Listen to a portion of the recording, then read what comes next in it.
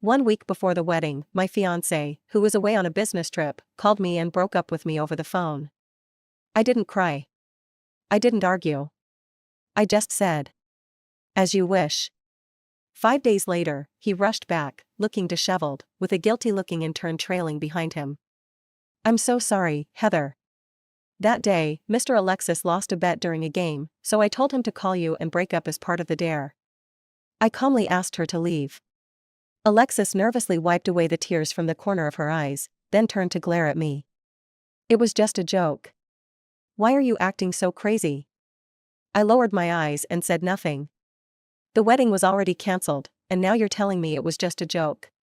I watched Alexis shield Jennifer behind him like I was some kind of monster. He was so protective, so gentle with her. And yet, I was the one he used to protect like that.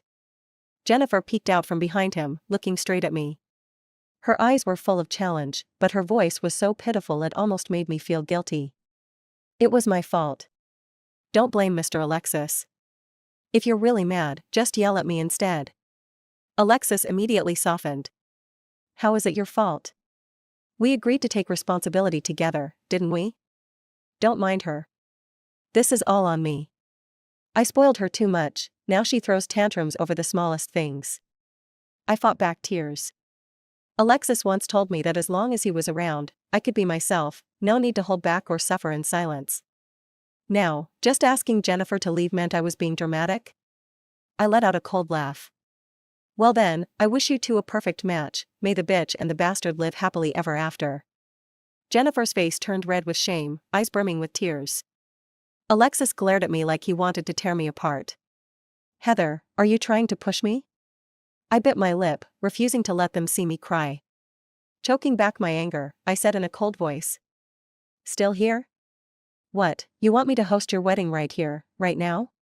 Alexis was shaking with rage. He wrapped an arm around Jennifer and slammed the door on his way out. Tears streamed down my face. I loosened the grip of my clenched fist, only to realize my palm was purple from how hard I'd been squeezing it. Everyone always said the 7-year itch was hard to get through. Turns out it's true. He no longer had the patience to comfort me. Alexis didn't come back until the next morning. He looked exhausted and a little irritated. He placed a food container in front of me. "All right, enough with the attitude. You haven't had breakfast, right? My mom made some porridge. I brought it just for you." I said nothing, opened the container, took one glance, and threw it straight into the trash. It was filled to the brim with seafood porridge. I'm severely allergic to seafood. But Alexis once mentioned that his assistant loves it. Seeing this, he panicked for a second, but still tried to save face. "Maybe the chef made a mistake. After we go try on your dress later, I'll take you out to eat." I gave a faint smile. No need to try on the dress. I already cancelled the wedding. Maybe my indifference finally pushed him. His eyes lit with fury as he kicked over the chair in front of me. "Heather, don't push your luck. Aren't you afraid I'll actually call off this wedding for real?" He didn't even wait for a reply before storming into the bathroom. Truthfully, I used to be afraid. 2 months ago, when he was working late, I went to his office to surprise him. And walked in on him with Jennifer sitting on his lap, kissing her like he couldn't get enough. There was a hunger in his eyes I hadn't seen directed at me in a long time. I froze, turned, and stumbled out in shock. Right then, I knew.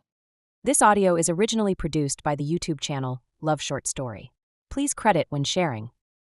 This man, who had been part of my life for 7 years, had completely betrayed me. I didn't expose him immediately because my younger brother, who had leukemia, still needed treatment. I sat down at the table, pulled out a blank sheet of paper, and started writing the words "I owe you." Just as I finished, Alexis walked out from his shower. He hugged me from behind and placed a property deed in front of me. "A wedding gift. Do you like it?"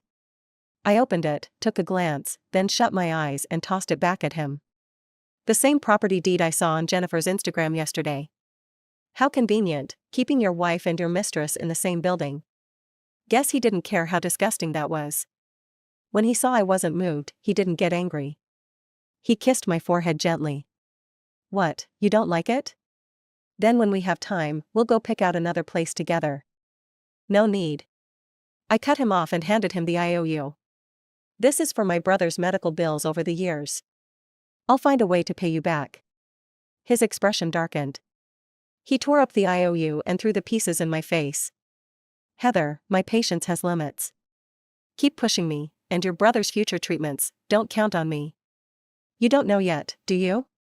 I interrupted him, forcing back tears and looking him straight in the eyes.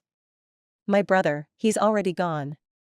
Half a month ago, the night Alexis left for that business trip, the hospital called. My brother's condition had worsened. He was in critical care. It was raining that night.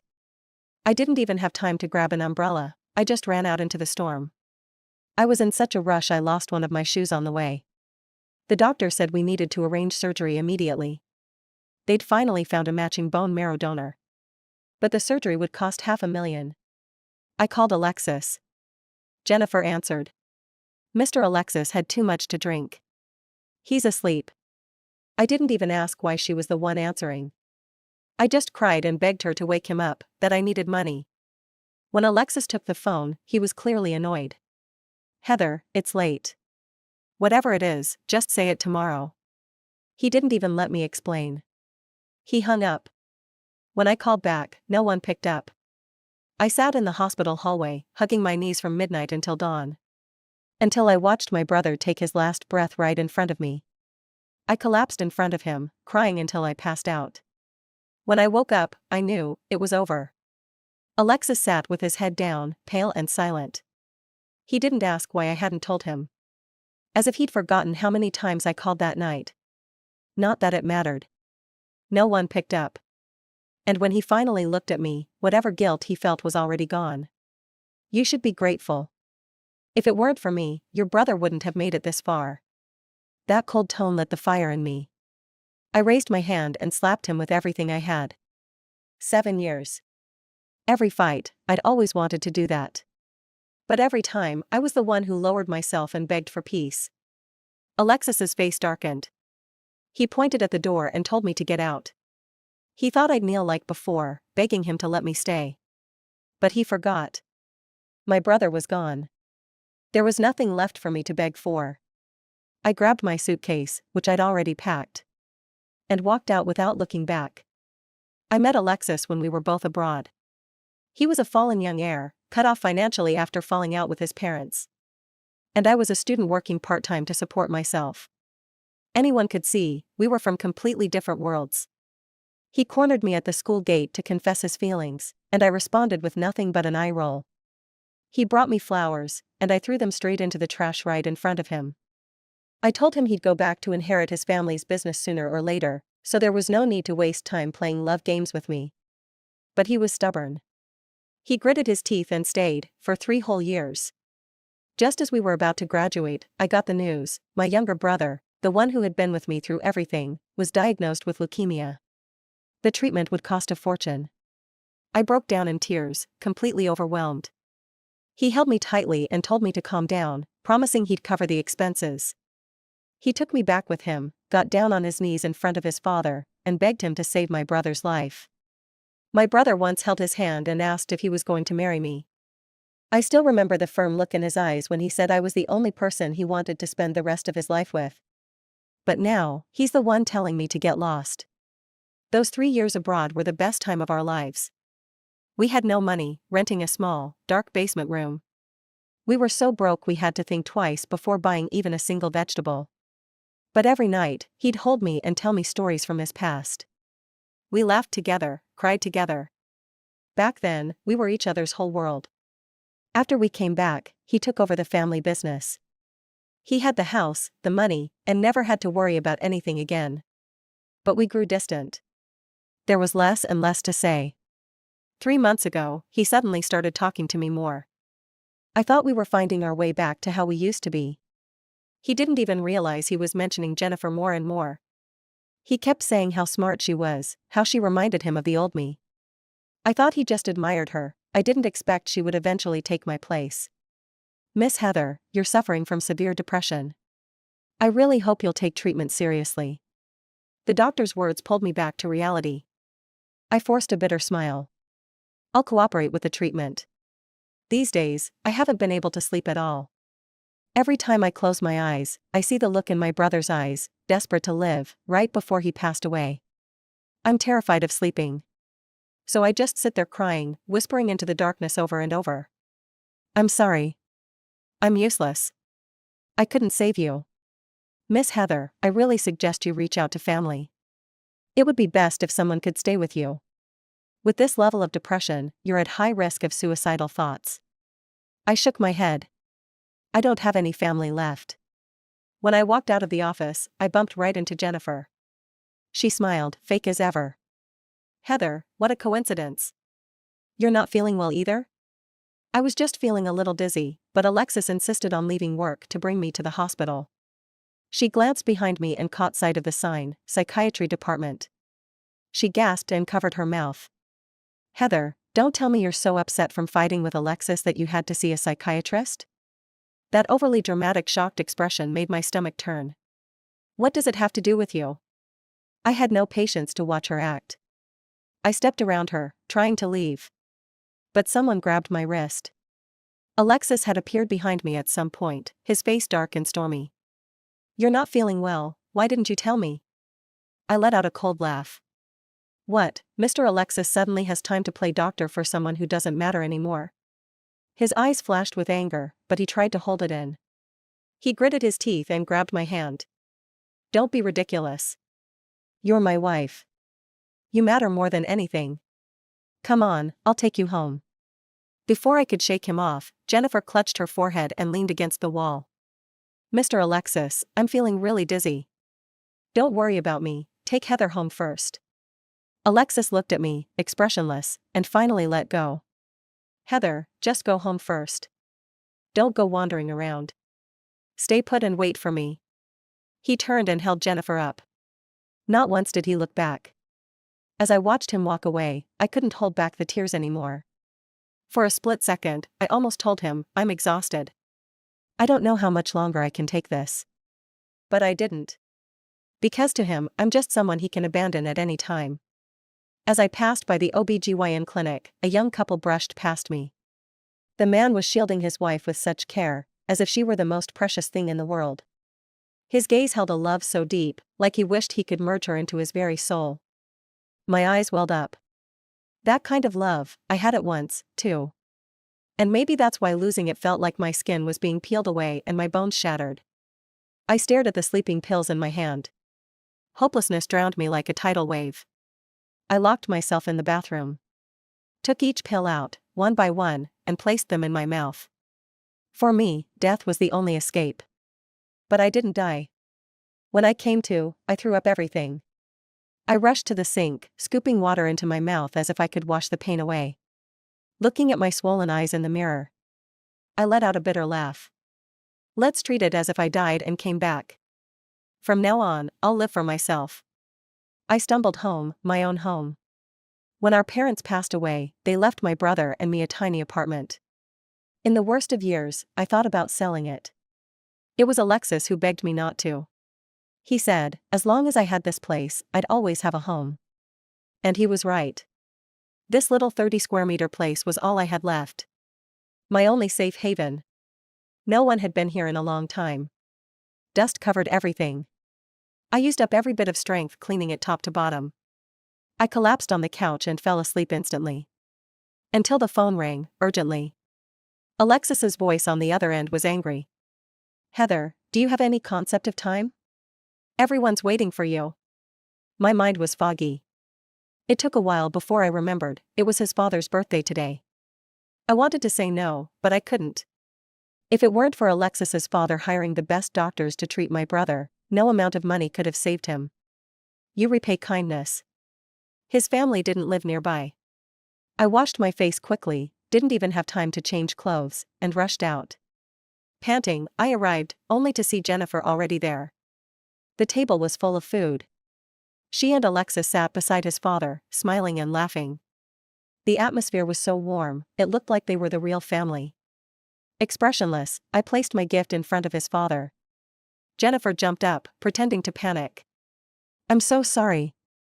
I just noticed Mr. Alexis's father looked upset, so I took your seat without asking. I looked at her and let out a mocking laugh. Jennifer, you like taking things so much, why don't I give you Alexis too? Alexis stared at me like I'd lost my mind.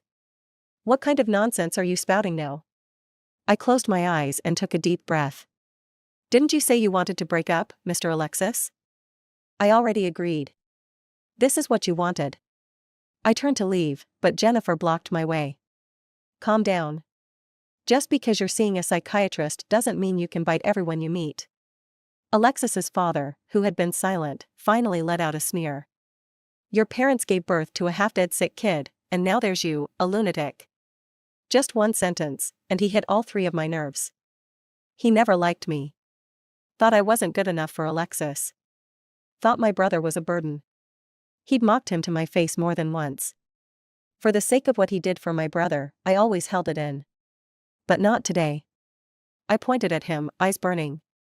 Say that again, you old bastard. He flew into a rage, grabbed a bowl from the table, and hurled it at me. I dodged, but the shattered porcelain still cut my face. Jennifer covered her mouth, looking shocked. How can you be like this?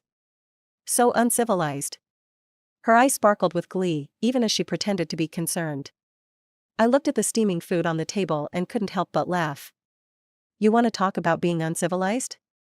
Then let this so-called classy whore get a taste of what real trashy looks like. I dragged her over to the table, grabbed her chin, and forced an entire plate of food into her mouth. Watching her eyes go wide as she shook her head in terror gave me a twisted sense of satisfaction. But strangely, she didn't seem genuinely afraid. So when she screamed and lunged at me, ready to fight back, I bent down, picked up a piece of shattered porcelain from the floor, and pressed it against her neck. I laughed, wild and unhinged. Jennifer, did you not know? The doctor said I have severe depression. In other words, even if I kill you today, I probably won't be held responsible.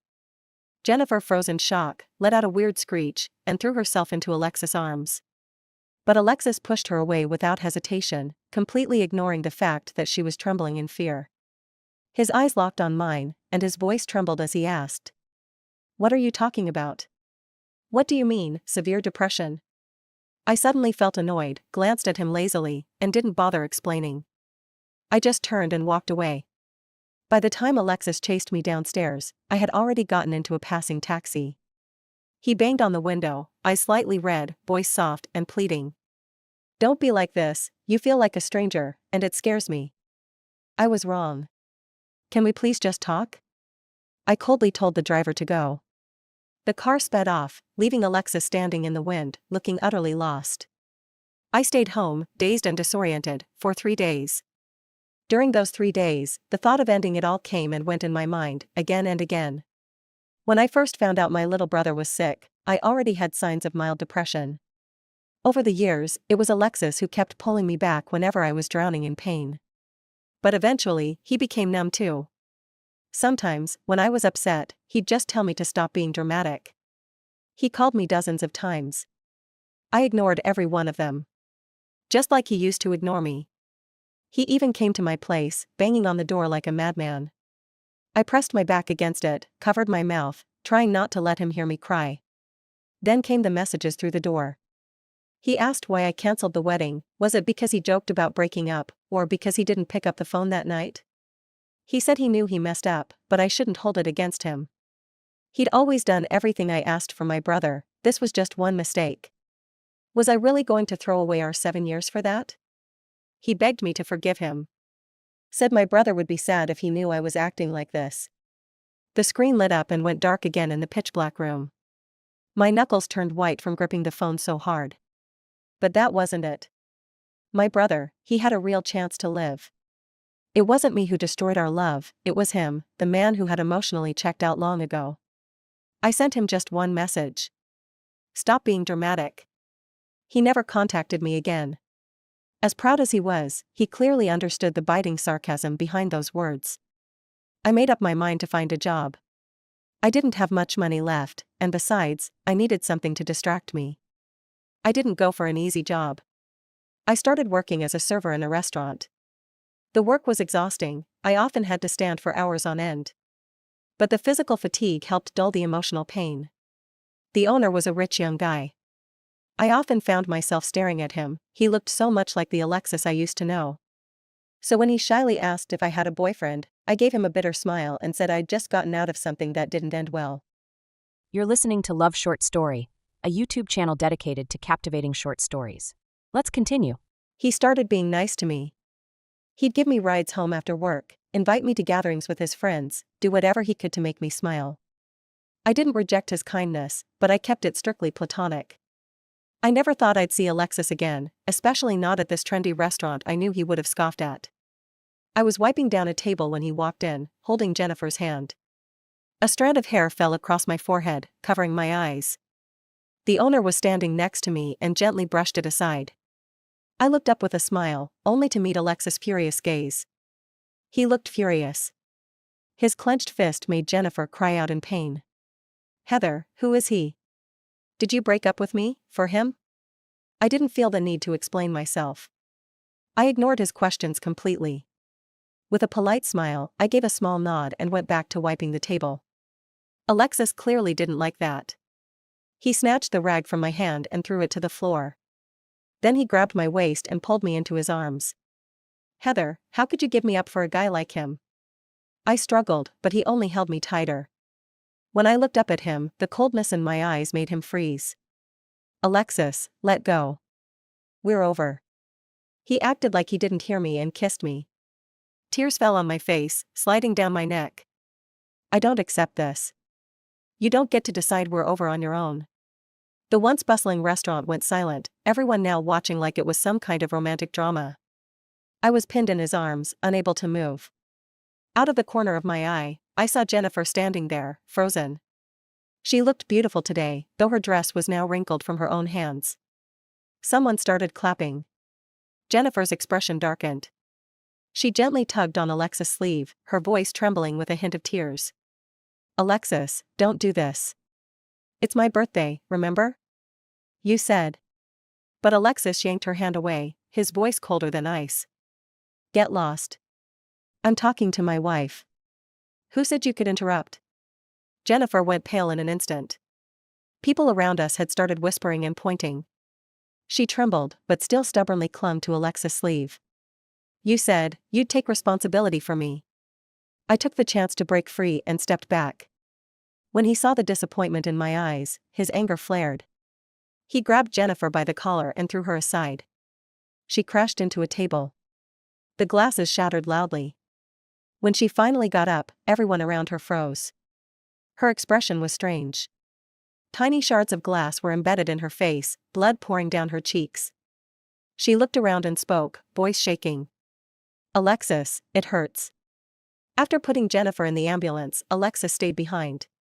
The restaurant was empty now, just the two of us. I'll admit, I was scared. My eyes were filled with fear as I looked at him. He opened his arms and walked toward me, mumbling. "Don't be afraid. I'm here." I screamed. "Stop. Alexis, don't come any closer." He looked hurt, but stopped where he was. "What happened to us? I never cheated on you. Please, believe me." I let out a cold laugh and pulled up a video on my phone, of him and Jennifer, making out. I shoved it in front of him.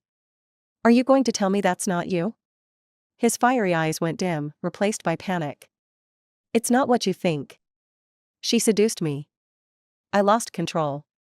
"But I swear, we didn't actually sleep together or anything." I bent over, laughing so hard I cried. "So tell me, Alexis, what counts as cheating to you?" He was stunned, opened his mouth to explain, but no words came. "Alexis, some things, once they happen, can't be undone. We were together for 7 years. You got bored. You wanted something new. But you didn't have to ruin my brother's life for that." I stared into his eyes, my patience wearing thin. "So please, stay away from me. Just the sight of you makes me sick." As I walked out of the restaurant, Alexis trailed behind, still trying to explain. But when he saw the disgust in my eyes, he backed off. He stubbornly followed me, but the owner stepped in and blocked him. Usually calm and composed, Alexis suddenly lost it. He grabbed the owner's collar and shoved him aside. The owner wasn't having it and punched him in the face. The two of them started fighting like kids. I tried to stop them, but neither was willing to let go. It was ridiculous. I gave up and walked away. But as I turned the corner, they both suddenly stopped. They called out my name at the same time, voices hoarse. I turned back calmly and waved at them with a cool smile. Goodbye. For good. I quit my job and made up my mind to sell my house. I wanted to start fresh and continue chasing the dreams I left behind. Back then, I rushed back home before graduation because my brother was seriously ill. Now that there were no more attachments, I decided to return to school. I chose the same college I had originally planned to attend. The long flight was exhausting, but when I landed, I felt an unprecedented sense of relief. I enjoyed the simple routine of my new life, and everything seemed to fall back into place. Unfortunately, this peaceful life didn't last long before Alexis appeared in front of me again. It had been 6 months since I last saw him, and he looked much more worn out. The confident young man I once knew now had faint wrinkles at the corners of his eyes. I didn't know how he found me, but when I saw him holding flowers at the school gate, I even felt a bit nauseous. But avoiding him wasn't my style, so after thinking it over, I decided to walk toward him. As soon as he saw me, the frustration on his face disappeared. He handed me the flowers, but I coldly tossed them to the ground. With red eyes, he pulled out an exquisite gift box and handed it to me. His expression was humble, almost pleading. Inside the box was a diamond necklace. To buy it, Alexis had worked for 2 months carrying trays in a restaurant. Before I left, I deliberately left it at his house. Perhaps from the long journey, the chain was tangled. Alexis stubbornly tried to untangle it, growing more frustrated, but the knots only became tighter. I reached out, took it from his hands, and with a little force, I snapped the chain in two. When I tossed it back to him, my face showed no emotion. Alexis, a broken chain can never be fixed. Just like a shattered mirror, it's impossible to put it back together. You should understand this, right? So, go. Don't make me lose all respect for you. Tears welled up in his eyes. When he looked up, his gaze met mine, which was cold and indifferent. He gave a bitter smile, and he looked completely drained of life. Can you invite me to your place? I didn't answer him, just silently turned and walked away. He followed me all the way to the door of my apartment.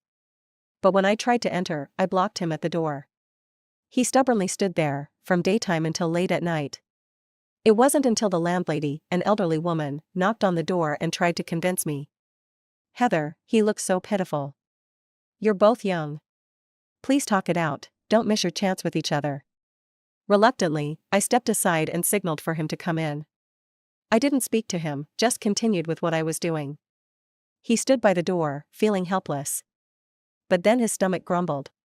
Sighing, I opened the fridge and asked what he wanted to eat. I want to have the tomato scrambled egg noodles you made.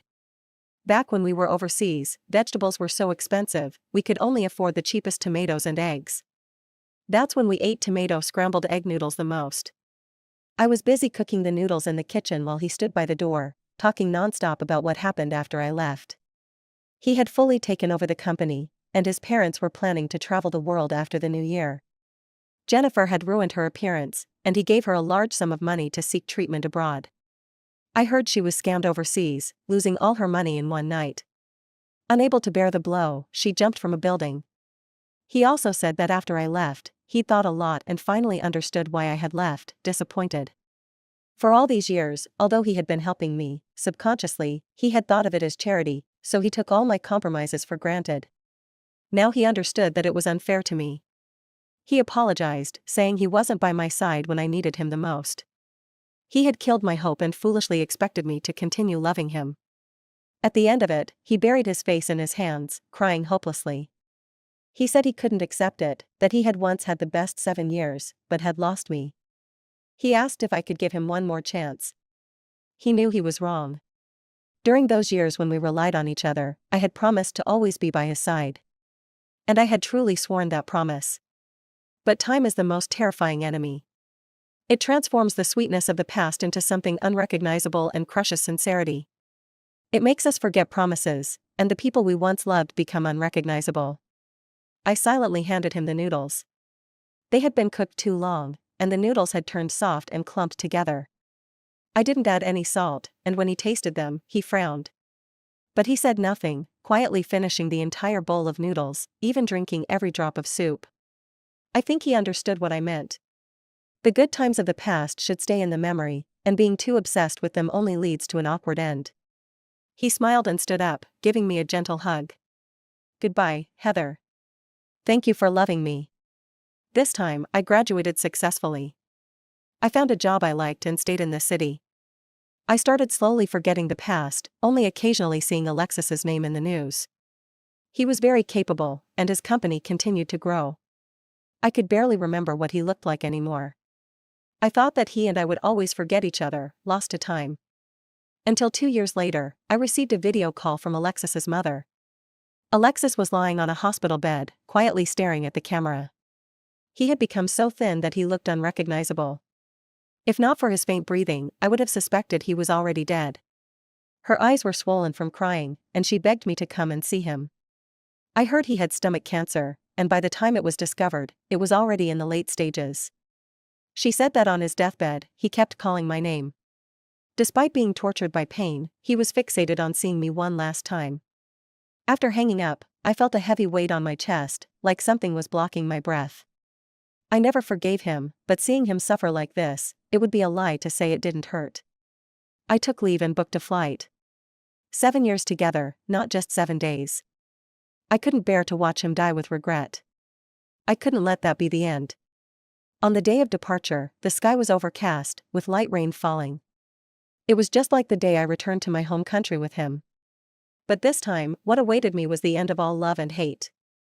When I arrived at the hospital, Alexis was barely hanging on. He was so emaciated that he no longer resembled the person he once was. His eyes had lost their former shine and were now dull and lifeless. He weakly raised a hand, signaling for me to come closer. His voice was so faint that I had to lean in close to hear. He said, "I'm sorry. In this life, I've failed you. Let's not meet in the next one." He also said, "I'm leaving the company to you. It's all I have left to give you." After I nodded with tears in my eyes, he had the lawyer, who had been waiting nearby, bring the agreement for me to sign. My hand trembled as I held the pen, and my tears smeared the name I had just written. When the final stroke was made, his mother rushed into the room from outside. She pulled me to the floor, gritting her teeth and cursing at me. "Heather, my son is like this, and you're still thinking about his company. You're such a vile person. As long as I'm alive, don't you dare dream of it." A woman in her 60s, she was on top of me, tearing at my clothes in a frenzy. Alexis struggled to hold himself up and spoke urgently. "Mom, can't you let me leave in peace?" Alexis didn't pass away peacefully. Before his death, he coughed up a lot of blood, staining the entire bed with a bright red color. He was buried not far from my brother. On the day of the burial, Alexis's mother cried and begged me to visit him more often in the future. She and her husband had decided to emigrate. Alexis left them all his money and property, enough for them to live comfortably in their old age. After that, I never saw or heard from them again.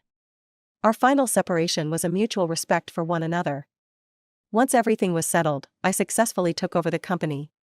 It was difficult at first, but fortunately, the people who remained had, to some extent, benefited from Alexis's kindness. So, everyone was supportive of me. Gradually, the company got back on track. The only surprise was Jennifer. When someone you thought had been dead for a long time suddenly appears in front of you, it's hard to describe the shock. Her face was terrifying. Although she wore a mask, the skin exposed showed numerous scars. She looked gaunt, and compared to before, she seemed to have aged at least 10 years. It was midsummer, but she wore long sleeves and pants. As she reached out, the bruises on her exposed arms were clearly visible. She was holding a ragged little boy by the hand, who was timidly peeking out from behind her, looking at me. She told me that after being scammed out of all her money, she had seriously considered ending her life. She had stood on a rooftop, ready to jump, but someone had grabbed her from behind and stopped her. Later, she married the man who saved her, thinking she would have a stable life. But shortly after they married, she found out she was pregnant. Judging by the timing, it was after her last encounter with Alexis. She apologized for having deceived me back then. But I no longer cared. After all, Alexis was gone. What difference did it make whether she had lied or not? I wasn't going to dig up Alexis's grave and ask him why he lied to me. I looked closely at the little boy behind her and suddenly smiled. There was definitely a resemblance to Alexis in his features. Whether or not he was Alexis's son couldn't be confirmed, nor did it matter. Jennifer asked me for some money. She rolled up her sleeves, revealing her arms covered in scars. She said that married life had been a nightmare. Whenever her husband was upset, he would beat her. She had no choice but to secretly return to her home country with her son, fearing she would be beaten to death if she stayed. I sighed, took a bank card from the drawer, and tossed it at her feet. There were 100,000 on the card, the only amount I could give her. I told her to take the money and leave quickly. I didn't pity her, but the child was too young, and following her would only bring him more suffering. This money should be enough for her to start a small business and support herself and her son. But from now on, I didn't want to see her again. If she came back to find me, I would have her arrested for extortion. Tears filled her eyes as she took her child and left without looking back. In the days that followed, I focused on running the company. I began to enjoy life, and during my free time, I would carry a bag and travel around. There were also many suitors around me, and I wasn't opposed to quality men. But love was no longer my priority. After all, I had a lot to focus on now. I also made a lot of good friends, and we would have fun and cause trouble together. The most recent trip I took was with a newly made close friend. We set up a tent by a beautiful mountain and river. We sat around, taking turns posing for photos for each other. But we also complained about each other's photography skills. In the midst of our complaints, someone said, "I wish I had a handsome boyfriend to take our pictures." We all looked over to the opposite tent, where several young, handsome guys were holding up coffee cups and looking at us. We exchanged glances and started playing rock paper scissors. Whoever lost had to go ask for the other's phone number.